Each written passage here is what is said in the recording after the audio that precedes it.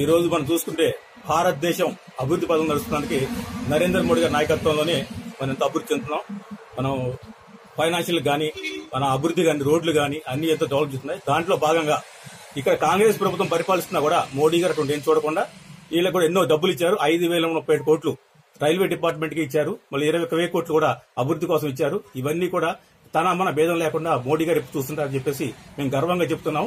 మోడీ గారి నాయకత్వం వర్ధిల్లాలని మేము కోరుకుంటున్నాం. భారత్ మాతాకి జై, భారత్ మాతాకి జై, భారత్ మాతాకి జై.